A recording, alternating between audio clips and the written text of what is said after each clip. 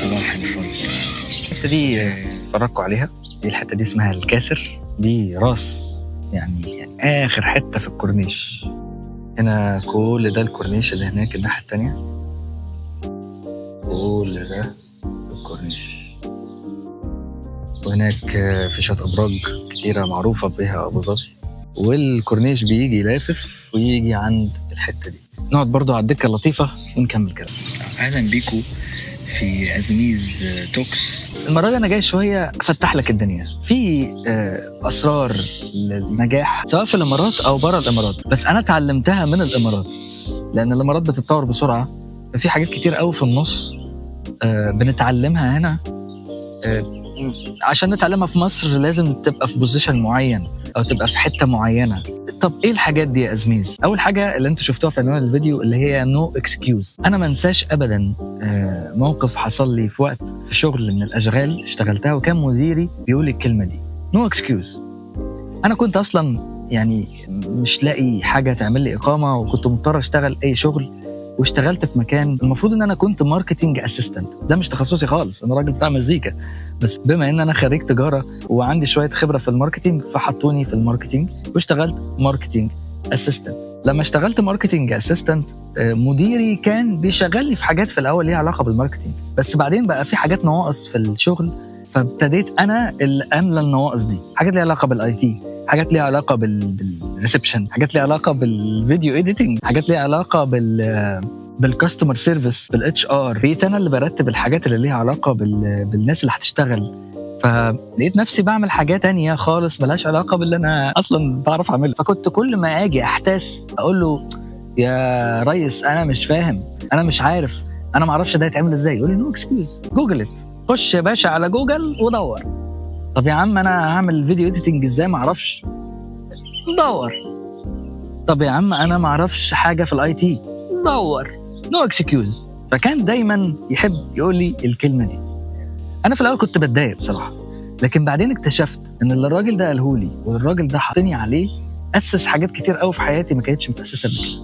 بمعنى انت دلوقتي لو انا جيت قلت لك وانت مثلا مدرس كيمياء، قلت لك يا مدرس الكيمياء انتج فيديوهات، تقول لي نعم ما اعرفش، اقول لك نو اكسكيوز. طب هتقول لي ايه نو اكسكيوز دي؟ اقول لك يعني جوجل دور، خش. انت لو كتبت على جوجل هاو تو ميك فيديوز هيشرح لك، لو دخلت على اليوتيوب هاو تو ميك فيديوز هيشرح لك. ويا سيدي لو ما بتعرفش تتكلم انجليزي ولو كتبتها بالعربي كيفيه صناعه الفيديوهات او كيفيه صناعه المحتوى، هتلاقي مقالات كتير، فيديوهات كتير على اليوتيوب، حاجات كتير قوي بتتكلم عن ازاي تعمل محتوى او تعمل فيديو. فاول سر في اسرار نجاحك سواء في الامارات او هنا او في اي مكان انت عايز تشتغل فيه نو اكسكيوز. قبل ما اكمل بقيه الحاجات ما تفتكرش ان انا راجل مليونير او انا راجل يعني بقول لك في اسرار النجاح يعني انا راجل ناجح بقى ومقطع السمكه وديلها خالص. انا راجل على باب الله، غلبان جدا، انا من اغلب غلابه الامارات هنا. مش معنى ان انا اللي بقول لك الكلام ده انا لازم اكون واو، لا. وانت ما ينفعش عشان تيجي تعمل حاجه تكون انت لازم واو الاول، ما تستناش انك تبقى واو. انا مش واو، بس طالع بتكلم لك على حاجه هي واو انا بعملها حاليا، اسست حاجات في حياتي خلتني شويه واو، مش واو للاخر، ابتدي شويه واو، مش لازم تكون بيرفكت واو. ده السر التاني، ما تستناش لحد لما تبقى اوفر كواليفايد، ما تستناش لحد لما يبقى عندك كل الامكانيات، ما تستناش لحد لما يبقى عندك كل حاجه. اقول لكم مثلا، انا دلوقتي بعمل فيديو صح، بعمله بالموبايل، بس دي مش كاميرا، دي مش كاميرا بروفيشنال، ده موبايل. يمكن دلوقتي هو ايفون، بس في الاول كان معايا شاومي وكنت بصور بيه اول فيديوهات. لو انتوا شفتوا الفيديوهات بتاعت المزيكا خش كده سكرول داون وانزل تحت هتلاقي الفيديوهات بتاعت المزيكا الاولانيه كلها متصوره بالشاومي. تخيلوا الفيديو بتاع الريفيو البيانو رول، الفيديو ده رهيب على فكره، انا عملت فيه ايديتنج محترم. لو انت دخلت الفيديو ده متصور بموبايل شاومي بس، ورينج لايت عملت عموله. تخيلوا الاضاءه اللي في الفيديو ده انا عملتها عموله بايدي، جبت ليد بار اللي هو اللي بيتباع الكهربائي ده، وجبت طاره بتاعه دف، يعني انا كان عندي محل المزيكا وقتها، فجبت الطاره بتاعت الدف وحطيت فيها الليد لايت وشبكته ووصلته بالكهرباء وظبطته وعملت رينج لايت بايدي. فنو اكسكيوز يا جدع. وما تستناش لما تبقى بيرفكت. انا ما استنيتش لحد لما يبقى عندي كاميرا، انا ما استنيتش لحد لما يبقى عندي رينج لايت محترم واضاءه محترم، انا ما استنيتش حاجه، انا ابتديت. فيا صديقي ما تستناش الامكانيات، انطلق وخش على طول. انت لو حاسس انك عايز تبتدي مشروع معين ابتدي بالحاجات الصغيره. اقول لك مثال تاني، انا مثلا شغال مهندس صوت وموزع موسيقى، صديقي الوقت اللي فات انا اشتغلت في استوديوهات كتير، مش بس استوديو واحد، بس كان في استوديو انا قعدت فيه تقريبا سنتين، كان ده المكان بتاعي يعني، او يعني المكان اللي انا بعرف اشتغل فيه باريحيه، وكان السيت اب كله هناك، ومكان كان مجهز تجهيز كويس. المكان ده سيته ومشيت وما بقاش في عندي مكان مجهز اوقف شغل، لا اشتغل على السرير، بشتغل في العربيه، بشتغل في الشارع، بشتغل في الحمام، بشتغل باخد اللابتوب والهيدفون وبشتغل، مش بستنى لحد لما يبقى عندي استوديو محترم. فما تستناش لحد لما يبقى عندك الامكانيات كلها البيرفكت، اشتغل باللي عندك. احسن تراكات طلعتها كانت في اسوأ امكانيات امتلكتها، وطول ما انت عندك اراده وطاقه الموضوع بيطلع. والفن والابداع والشغل ايا كان ليه علاقه بارت او غير كده، ايا كان ايه نوعيه الشغل، الابداع ده بيطلع من عندك انت، مش من الاكويبمنت، مش من الاجهزه، مش من الامكانيات. فانت انطلق باللي عندك حتى لو كان قليل، بس اعمل، اشتغل، نو اكسكيوز. اوكي، فدي تاني حاجه، اشتغل باللي عندك. تالت حاجه، لازم تكون ابديتد. بمعنى ايه لازم تكون ابديتد؟ لازم تكون ابديتد بمعنى انك لازم تحدث دايما معلوماتك. حاليا انا لما جيت هنا الامارات افتكرت ان الدنيا بتتطور زي مصر، لا لقيت ان الدنيا بتجري، الناس بتجري في التطور، كل شركة وكل مجال وكل حاجة بتجري في التطور بشكل غير عادي. فانت لو انت ما واكبتش التطور ده انت هتبقى متأخر، وهتضيع من ايديك فرص، وممكن تفقد كمان الفرص اللي عندك. فانت لازم تتطور. يعني مثلا تعال ناخد مثال عملي هيفيد الكل، السي في دلوقتي. كان زمان الناس بتعمل السي في على كانفا، وكانفا ده انت لو ما تعرفوش يبقى عندك مشكله. انت لازم تعرف كانفا ده، كانفا ده بتاع 2-3 فاتوا. حاليا الاي اي وبقى في مواقع تانية اشطر كمان من كانفا، وكانفا نفسهم بيستخدموا اي اي وماجيك تولز جوه الويب سايت. المهم كانفا لازم تشوفه. هتقول لي ايه كانفا ده؟ هقول لك ايه كانفا. كانفا ده ويب سايت بينفع تديزاين اي حاجه عليه، اي حاجه. تعمل يوتيوب ثامبنيل زي اللي انا عامله ده، تعمل فيديو اديتنج عليه ينفع، تعمل بوستر، تعمل بانر، تعمل بيزنس كارد، تعمل سي في، تعمل اي حاجه ليها علاقه بالتصميم. ده كانفا عليك وعليه. تصمم كتب على كانفا، كل حاجه على كانفا. فكانفا ده لذيذ، بس طبعا كانفا مش هو الوحيد، في حاجات كتير احسن. بس لو انت مش عارف ومش شاطر وفي التصميم وعايز تستخدم حاجه سهله سلسه عمليه، مش برنامج تسطبه، هو ويب سايت، كانفا احسن حاجه ليك. اوكي، نرجع لمرجوعنا. الناس كانت زمان بتعمل السيفيهات على كانفا، صح؟ طيب دلوقتي السيفيهات بقت ATS. طب ايه الATS ده؟ اتاريهم هنا عاملين سيستم اسمه ATS. الشيء ده بيفلتر السيفيهات قبل ما يروح للHR، فهو بيشوف السيفيهات الكواليفايد ايه. المشكله ان الATS مش بيشوف الالوان والصور والشكل الحلو اللي انت عامله على كانفا. احنا كنا زمان بنحب نعمل السيفيات على كانفا عشان شكلها الحلو، دلوقتي بقت ما بتتقريش على الATS، فانت لازم تعملها ATS ده ابيض واسود، حتى صوره ليك مفيش، بيبقى بس بتكتب المعلومات البيزك. طب انت ايه الفايده من المعلومه دي يا ازميز؟ الفايده يا صديقي انك انت لو تعبت ورحت وعملت على كانفا، تيجي بعد كده تقدم في اي شغل تلاقيها ما بتتقبلش. ليه؟ لانها مش معموله بالATS. طبعا انا ما اعرفش موضوع الATS ده موجود عندكم في مصر ولا لا، بس هو هنا مفعل، وبقت الناس ما بتعملش اني مور سي في شكلها لطيف، بقى المهم تحط المعلومات البيزك. طيب هتقول لي يعني ما اعملش حاجه على كانفا؟ لا، اعمل الاثنين، اعمل واحده ATS واعمل واحده عاديه على كانفا، يبقى شكلها لطيف وكويس، لان ده مهم وده مهم. لان بعد ما انت تعدي الATS محتاج انك توري السي في دي للHR مانجر او للمدير اللي انت هتقابله او مدير الديبارتمنت اللي انت هتشتغل فيها، فانت لازم تقدم له سي في شكلها حلو. فاعمل الاثنين.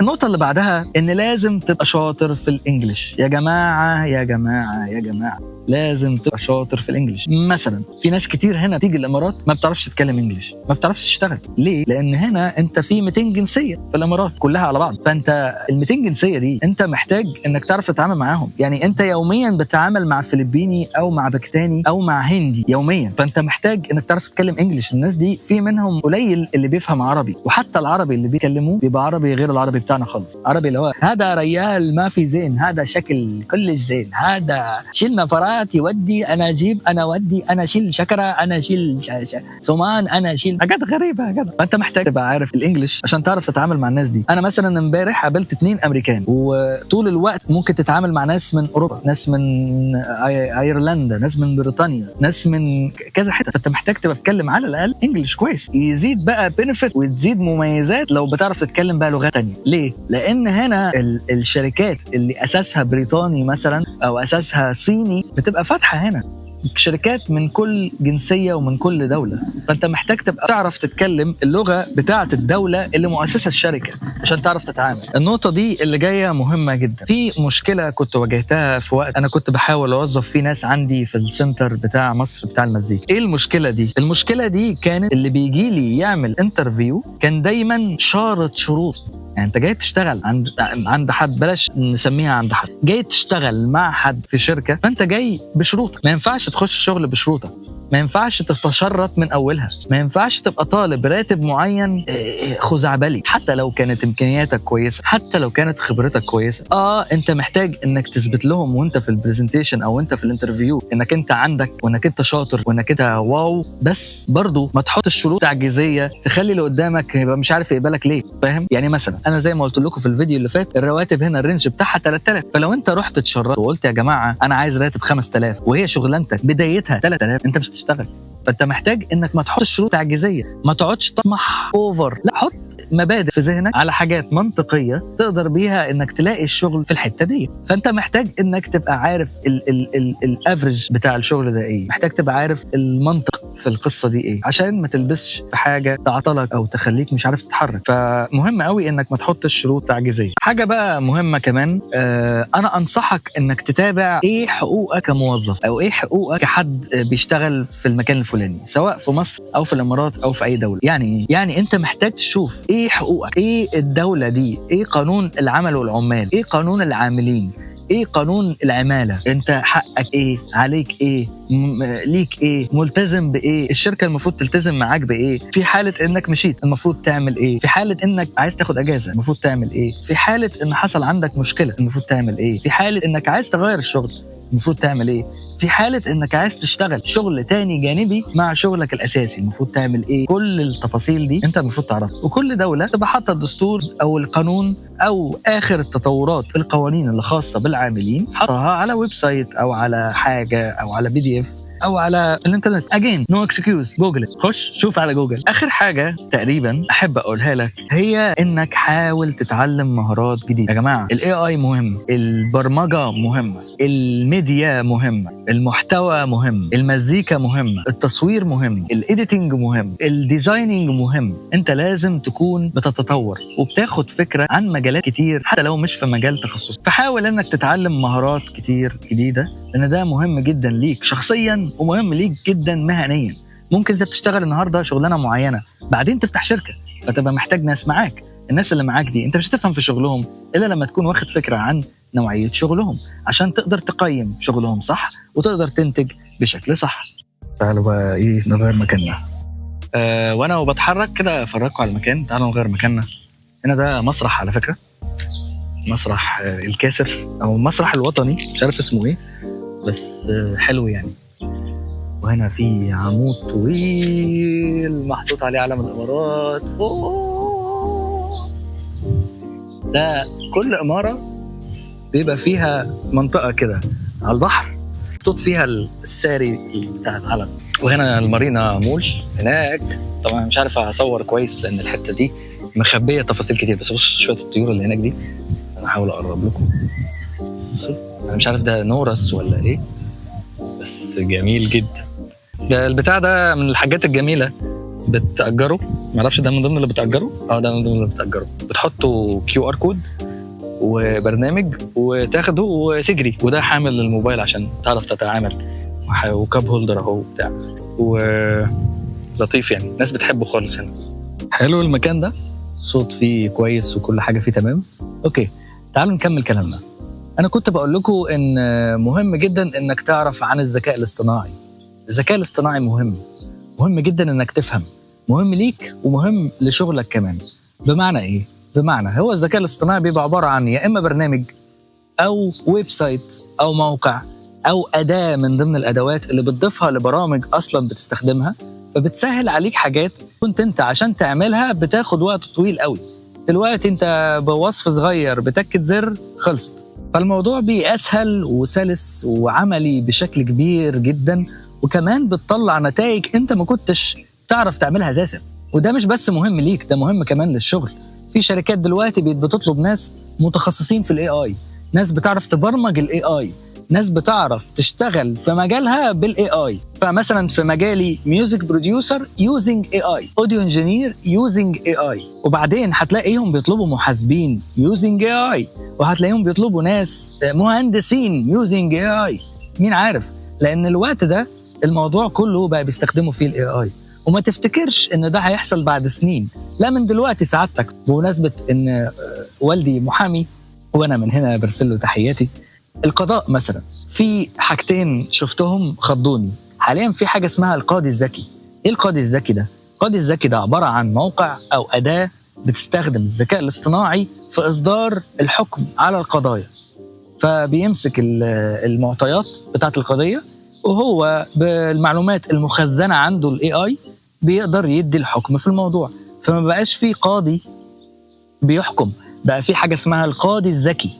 فالموضوع يعني رايح لفين؟ مثلا حاجة تانية في هنا، ويمكن انتوا شفتوا فيديوهات بتتكلم عن ده، في دبي في مراكز شرطة ما فيهاش موظفين أساسا، ما فيهاش حد. يوم ما تدخل تعمل محضر، تدخل تلاقي مكنة تدي في المكنة اللي حصل معاك بتكتبه، والمكنة بتفهم وبتروح هي لوحدها عاملة لك المحضر ومطلعة لك رقم المحضر وتمشي يا معلم. ولا انت قابلت حد، ولا انت قابلت حضرة الصول، ولا حضرة اللواء، ولا حضرة الضابط، ولا اي حد. انت اخدت رقم المحضر وخلاص، وهي الشرطة بقى بتشوف الموضوع. مثلا حاليا ما فيش حد فيديو اديتور ما بيستخدمش الاي اي. حاليا ما فيش حد بيشتغل في الميديا ما بيستخدمش الاي اي. انا كميوزك بروديوسر لازم استخدم الاي اي. فالاي اي مش حاجة بسيطة، الاي اي مهم. ومعلومة مهمة في موضوع الاي اي، من فترة قابلت حد بيشتغل مطور للاي اي، هو كندي. فبقول له انا كميوزك بروديوسر ازاي استفاد من الاي اي؟ قال لي كده بالظبط: داونلود شات جي بي تي and play with it. قلت له يعني ايه play with it؟ قال لي play with it if you ask chat GPT about something try to ask about another. يعني بالعربي كده الراجل قال لي نزل يا عم برنامج شات جي بي تي، وبعد ما تنزل برنامج شات جي بي تي العب معاه، العب حرفيا، العب، ابتدي بشات جي بي تي وجرب الموضوع وشوف يا معلم ايه اللي هيحصل. حاجه من الاثنين، يا اما هتتركن على الرف بسبب انك مش فاهم حاجه في الحاجات دي، او يا اما هتتطور معاه فتستخدمه فتنجح بيه ويكون هو سبب نجاحك مش سبب ركنتك. ودي كانت شوية أسرار للنجاح، وأنا معاك لو احتجت أي حاجة في أي سؤال. وأتمنى الفيديوهات دي تكون عجباكم يا جماعة. ادوني أي رياكشنات، ناس قليلة اللي بتديني رأيها في الموضوع. أنا محتاج جدا رأيكم، ومحتاج جدا اللايك والشير والسبسكرايب. وانبسطت معاكم، وأتمنى تكونوا انبسطتوا بالمكان وبالفيديو ده. يلا أشوفكم الفيديو الجاي.